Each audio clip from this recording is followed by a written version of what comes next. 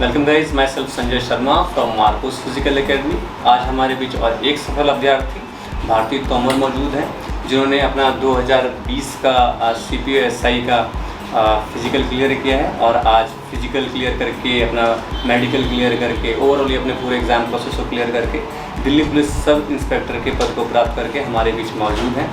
तो इस वीडियो में बेसिकली बहुत सारे व्यूवर्स ऐसे भी होते हैं जो कि हमारे से पूछते हैं कि सर क्या स्ट्रेटजी होती है कि हम अगर नए स्टूडेंट हैं, हमने अभी फॉर्म डाला है तो हम क्या स्ट्रेटजी अप्लाई करें। तो इसी कारण से ये वीडियो बनाने का मकसद है कि जो सफल अभ्यर्थी होते हैं वो अपनी पूरी स्ट्रेटजी बताएंगे, अपनी सफलता की पूरी जर्नी, मतलब कि अपने रिटर्न से लेके फिज़िकल मेडिकल सारी चीज़ों का पूरा एक्सपीरियंस जो इन्होंने महसूस किया है वो इस वीडियो के माध्यम से आप तक पहुँचाया जाएगा, ताकि जो भी नए व्यूवर्स हैं जो नए तैयारी कर रहे हैं इस तरह की किसी भी तरह की एग्ज़ाम की, जिसमें कि फ़िज़िकल भी है, मेडिकल भी है, रिटन एग्ज़ाम भी है, तो उसके लिए आप पहले से एक आपको रूपरेखा मिल पाए हमारे वीडियो के माध्यम से। यही मकसद है हमारा ये वीडियो बनाने का। तो आइए हम बात करते हैं हमारे सफल अभ्यर्थी भारती तोमर से। तो कॉन्ग्रेचुलेसन भारती, सबसे पहले तो आपको बहुत बहुत कॉन्ग्रेचुलेसन कि आपका finally Delhi police sub inspector में फाइनल सिलेक्शन हुआ और आज आप ट्रेनिंग कर रहे हैं। तो सबसे पहले हम लोग मिठाई शेयर करते हैं, जो आपने भी मिठाई दिया है मुझे।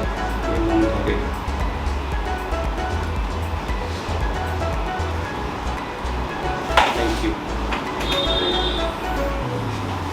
तो भारती बेसिकली बात हमें आज ये करनी है कि आपने जो अपना एग्ज़ाम का तैयारी किया था, जब आपने फॉर्म भरा था, सबसे पहले तो आप ये बताइए कि आपको जिस दिल्ली पुलिस का फॉर्म दिल्ली पुलिस में जाना है, क्या आपने पहले ऐसा सोचा था कि रैंडम ही आपने फॉर्म डाल दिया था कि नहीं? मैं ना स्टार्टिंग में SSC की तैयारी शुरू करी थी। मैंने 2019 में मेरी ग्रेजुएशन कंप्लीट हुई थी, तो उसके बाद ही मैं सोचा था कि हाँ SSC में थ्रू गवर्नमेंट जॉब में जाना है। तो फिर मेरे को था कि मेरे को पहले लगता कि मैं नहीं बन पाऊंगी सब इंस्पेक्टर SI, मतलब दिल्ली पुलिस, मतलब बहुत बड़ी बात लगती थी मेरे को बहुत, क्योंकि कंपटीशन बहुत ज़्यादा मैंने देख लिया था उसके बाद। बट मैंने वो करा, एग्ज़ाम दिया, प्री मेरी इतनी तैयारी थी बट मैंने दिया, अच्छा करके आई थी अपने अकॉर्डिंग। उसके बाद मेरे को लगा कि हाँ ठीक है, मार्क्स अगर मैं फिजिकल क्लियर कर लूँगी तो चांस हो सकता है। तो फिर फिजिकल के लिए मेरे को करना था, क्योंकि रनिंग तो अपना कर लो बट जंप के लिए तो मतलब चाहिए कोई ना कोई एक्सपर्ट। तो फिर मैं आपकी अकेडमी में आई। मेरे बारे में आपको पता कहाँ से चला? मैंने गूगल करा था सर। गूगल किया? हाँ, तो मतलब मैंने एक कोर एकेडमी पूछा था बट मेरे को आप सही लगे थे तो बात करने में, तो मैं आपके पास आई थी। तो फिर कोविड का टाइम था उस टाइम, तो 1-1.5 महीना मैक्सिमम हमने करा था। आपने शायद बीच में छोड़ भी दिया था, फिर लास्ट में हाँ, मैं 10-15 दिन के लिए दोबारा आई थी, वो भी जंप के लिए आई थी मेरे तो मैं, क्योंकि मेरी लॉन्ग जंप नहीं आती थी। और फिर लॉन्ग जंप में आपने मतलब बेस्ट टेक्निक बताई है, जो वो मुझे अभी भी लग रहा था कि कैसे बताइए, बिल्कुल जादू वाला ऐसे बताया कि ऐसे तो भागने वो फाउल बिल्कुल नहीं होता था उससे। तो मतलब बहुत सही लगा वो आपका। और फिजिकल का जो हमारा सिनारियो है कि अगर हम लोग बेसिक, जैसे आपने देखा होगा मैं अपने जंप को 3 सेशन में डिवाइड करता हूँ। जैसे पहले बेसिक बताते हैं, फिर थोड़ा सा एडवांस करते हैं, फिर पूरा एडवांस करते हैं। पूरा एडवांस का मतलब फाइनली ट्रैक पे हम लोग अपने फाइनल रिजल्ट को देखते हैं, तो जंप हो रहा है या नहीं हो रहा है। तो ओवरऑल जिसका भी बेसिक अच्छा है तो उसका जंप हो जाता है। और साथ ही आप देखेंगे जब भी हम लोग ट्रेनिंग करते हैं तो हमारा जो एक्सरसाइज टाइम है कम से कम 45 मिनट से 50 मिनट तक वार्म अप लेते हैं, बिकॉज कि हमारा बॉडी मसल स्ट्रांग हो जाए, जो हमारे रनिंग में हमें ब्रीदिंग इशू होती है, सांस का फूलना, ये सब ठीक हो जाए। तो ओवरऑल वो वार्म अप जो 1 घंटे या 45 मिनट का सेशन है वो काफ़ी हद तक हेल्प करता है, इंटरनली स्ट्रॉन्ग कर देता है आपके मसल्स को, आपके ब्रीदिंग सिस्टम को, जिसका कि पॉजिटिव रिजल्ट आपके फिजिकल पे दिखा भी है। तो आपने अपनी स्ट्रेटजी बताइए कि जब बहुत बच्चे ऐसे होते हैं कि फिजिकल करने के लिए आते हैं, हम फिजिकल करते 2 घंटे, तो फिर घर जाते तो बोलते हैं सर नींद आती है, सो जाते हैं, तो नहीं हो पाता फिर पढ़ाई। तो आपने मतलब जब फिजिकल किया तो उस समय आप इंग्लिश की पढ़ाई कर रही होंगी, क्योंकि CPO में मेंस देना होता है। तो और मेंस में आपका मार्क्स इंग्लिश का क्या रहा है, याद है? 180, मतलब 200 में 180, काफ़ी अच्छा मार्क्स भी रहा है। तो आप कैसे मैनेज करी, मतलब फिजिकल भी कर रही हैं और 2 टाइम आती थी या 1 टाइम आती थी? एक टाइम आती थी। तो कैसे मैनेज करी? एक टाइम भी हम लोग 2 घंटे कर लेते थे ट्रेनिंग, 2-2.5 घंटे कर लेते। तो आप जितना टाइम, मतलब कोई लिमिट नहीं थी टाइम की, जितना आपने देखा है मैं सुबह 5 बजे ग्राउंड आता था और रात के 8 बजे तक मैं रुका हूँ। कितनी बार ऐसा भी रहा है कि बहुत सारे बच्चे थे, वो अपने ऊपर डिपेंड है तुम कितनी देर करना है, 1 घंटा करना है ठीक है, जाओ 1.5 घंटा करना है ठीक है। तो आप कैसे मैनेज किए, मतलब उन चीज़ों को किस तरह से मैनेज करके आप चले? इंग्लिश जैसे प्री में तो करा ही था, बट प्री में प्री लेवल तक करा था मैंने। फिर जैसे फिजिकल की तैयारी करी तो मतलब मेरा मेन ध्यान होता था मॉक टेस्ट पे, पास्ट ईयर पे, जितने भी पास्ट ईयर थे, मतलब जो साइट बनाती है अपने आप की, वो फिर पास्ट ईयर जो हुए हैं वो जितने उन्हें CGL previous के, year के जितने भी set थे सब आपने सब लगाए। दिए मैंने। तो फिर फोकस मेन उस पे करा, और फिर जो बुक्स हमारे कोचिंग वाले सर देते थे उस बुक को रिपीट करा बहुत बार, मतलब तब 100 बार, मतलब बहुत बार करा है रिपीट, क्योंकि नई बुक लेने से अच्छा उस बुक को अच्छे रिपीट करें फिर दूसरी बुक पे जाए, और ज़्यादा बुक नहीं लेनी चाहिए, मतलब मेरे को लगता है उनमें ही Selected करना item। चाहिए। हाँ, और मतलब कहने का मतलब कि ज़्यादा से ज़्यादा स्टडी आपने किया, ज़्यादा से ज़्यादा रिवीजन किया। हमें थोड़ा स्मार्ट स्टडी करो, फास्ट ईयर करो, क्योंकि उस पर स्पीड बढ़ती है, क्योंकि स्पीड मेन होती है मेंस में, क्योंकि जो हमारे आते हैं पैसेज वगैरह उसमें स्पीड ही चाहिए होती है। इस बारी में स्पीड का ही बहुत मैटर था, बहुत बच्चों के एग्जाम रह गए थे इस चक्कर में। Good। तो व्यूवर्स आप देख रहे हैं कि जैसा कि भारती बता रही है कि स्पीड पे काफ़ी ध्यान देना है। स्पीड का Reading मतलब section। यहाँ पे रीडिंग्स आपका, जब आप एग्जाम दे रहे हैं तो आपको जल्दी से न्यूज़पेपर रीडिंग डेली, और मतलब जो भी रीड कर सकते हो न्यूज़पेपर से भी काफ़ी हेल्प मिला होगा। न्यूज़पेपर मैंने स्टार्टिंग से ही प्री से पहले से स्टार्ट कर दिया था, फिर वो मेरी हॉबी बन गई थी। मैं पढ़ाई के मतलब ये नहीं करती थी कि मैं पढ़ना है, वो मैं अभी पढ़ती हूँ, एक हॉबी हाँ में वो है। हॉबी बन गई है वो। तो good। इसी तरह की अच्छी हैबिट भी लोग अगर डालते तो कहीं ना कहीं इसका पॉजिटिव इम्पैक्ट आपको दिखता है परिणाम का। तो थैंक यू वेरी मच कि आप आई, आपने अपना पर्सनल एक्सपीरियंस शेयर किया। तो आपने जैसे एकेडमी में ट्रेनिंग करी, तो एकेडमी में सारी सर्विस आपको सही मिली, जैसे आप सेटिस्फाई, हमारे लिए आपका रिजल्ट हुआ तो सेटिस्फाई, लेकिन फिर भी कुछ कमियां, क्योंकि ना इंसान को अपनी कमी भी पता होनी चाहिए, इसलिए मैं ऑन वीडियो पूछता हूँ कुछ ऐसी चीज़ें आपको लगी जो कि हमें और इम्प्रूव करने की जरूरत है अपनी एकेडमी में।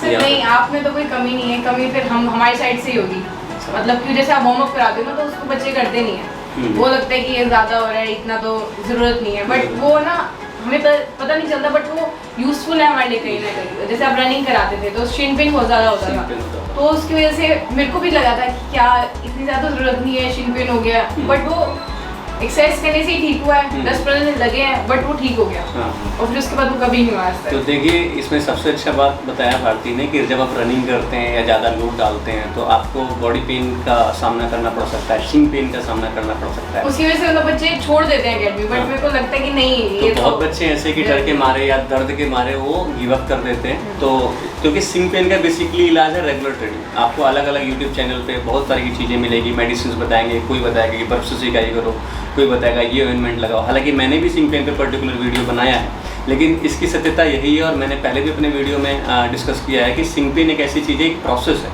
इसको आप इंजरी मत मान के चलिए। ये बेसिकली एक प्रोसेस है, जब कि आप रनिंग करते हैं, और ख़ास करके अगर आप बिगिनर हैं तो आपको ये मतलब कि सिंग पेन थोड़ा हो गई, इसको कंटिन्यू करते रहने से, लगातार रनिंग करते रहने से ये धीरे धीरे ठीक हो जाता है। क्योंकि वो एरिया जो कमज़ोर है, शिंग के साइड का मसल जो कमज़ोर है वो दर्द होने लगता है, जिसको कि आप शिंग कोर बोलते हैं। तो ये रेगुलर वर्कआउट करते रहने से, रेगुलर स्लो रनिंग करते रहने से ये धीरे धीरे स्ट्रॉन्ग हो जाता है, तब आपको दर्द फील होना कम हो जाता है। तो बेसिकली रेगुलरिटी मैटर करती है। थोड़ा सा तुम कम कर दो अपना वर्कआउट, बट करो। हाँ, अगर आपको शिंग पेन है तो थोड़ा सा लोड आप कम कर दीजिए, मतलब फास्ट रनिंग से स्किप कर दीजिए या रोड रनिंग से स्किप कर दीजिए। जूते जरा सा कॉस्टली और अच्छे कंपनी के जूते बहुत मैटर करते हैं, और वे ऑफ रनिंग मतलब कैसे आप स्टेप ले रहे हो, स्टेप कैसे ले रहे हैं। इसमें basically upper body lower body दोनों का कॉम्बिनेशन चाहिए, हाथ ज़्यादा भी नहीं चलाना है, कम भी नहीं चलाना है। हाँ, वो तो आप सब गाइड कर ही देते हो उसमें, कोई दिक्कत तो ओवरऑल आप फुल सेटिस्फाई रहे और फाइनल आपका सिलेक्शन भी हुआ, तो कॉन्ग्रेचुलेशन अगेन।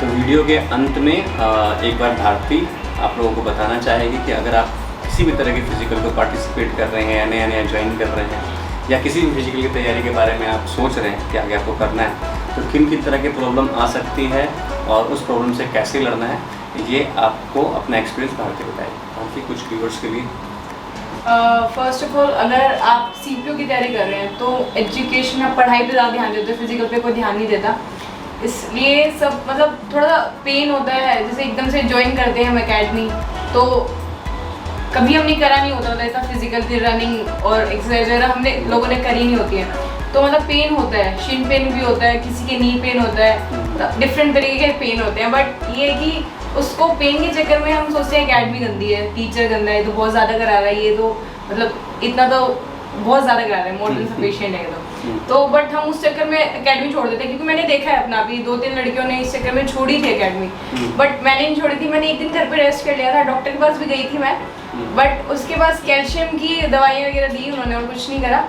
फिर मैंने देखा कि हाँ, रनिंग करने से, दोबारा ज्वाइन करने से ये एकेडमी दोबारा ही मतलब जब ही ठीक होता है, ये ऐसे नहीं कि घर पे बैठ जाओगे ठीक हो जाएगा, क्योंकि फिजिकल तो क्लियर करना ही है उसके लिए, और ये रेगुलर तैयारी करनी पड़ेगी। मतलब कि ओवरऑल रेगुलर रहना है हाँ, आपको। और मतलब सर अच्छे हैं, भाई तुम बता दोगे ना कि हाँ ठीक है सर मेरे को दिक्कत है, तो सर रेस्ट भी दे देते हैं, तुम्हें गाइड भी कर देते हैं, एक्सरसाइज भी कराते हैं अलग अलग जो तुम्हें दिक्कत है काफी हद उससे। तक बच्चों को जो सिंग पेन हुआ था इंजरी, तो इंजरी भी सबके पैर में जहाँ पर दिक्कत थी, जो टेक्निकल किसी के टो में, किसी की नी में, और फिर आपने शूज बताए थे कि शूज़ के ऊपर डिपेंड करता है बहुत ज़्यादा, और जैसे आप रनिंग करते हो वे रनिंग तो उस पर मैटर करता है, बट ये नहीं है कि तुम हार मान लो कि हाँ ठीक है दर्द हो रहा है छोड़ देते हैं। ओवरऑल आपका कहने का मतलब है कि संघर्ष से सफलता तक कहीं हार नहीं माननी है और लगातार प्रयास करते हैं। हाँ, सक्सेस तो मिल ही जाती है अगर तैयारी कर रहे हैं तो भारतीय कहने का मतलब यही है कि आप निरंतरता बरकरार रखें। अगर किसी भी तरह का ट्रेनिंग के दौरान आपको दर्द होता है या आपको लगता है कि नहीं अब नहीं करना है, तो उस फेज से बस खाली अपने को आपको निकलना है, सफलता जरूर मिलेगी। और इसी Thank you तरह sir, से मतलब आपकी गाइडेंस और मोटिवेशन के मतलब बिना तो हो ही नहीं पाता, नहीं, बहुत आप- अच्छे से गाइड करा आपने। Thank you very much for appreciate मी। मैं चाहूँगा कि इसी तरह से आप और आगे बढ़ें। जॉब पाना ही बहुत इम्पोर्टेंट नहीं है, जॉब पाने के बाद सही सर्विस देना भी बहुत इम्पोर्टेंट है। तो आशा करूँगा कि आप अपने करियर में, जॉब करियर में अपनी सर्विस को भी काफ़ी सीरियसली और को काफ़ी निष्ठतापूर्वक निभाएंगे। Thank you very much guys.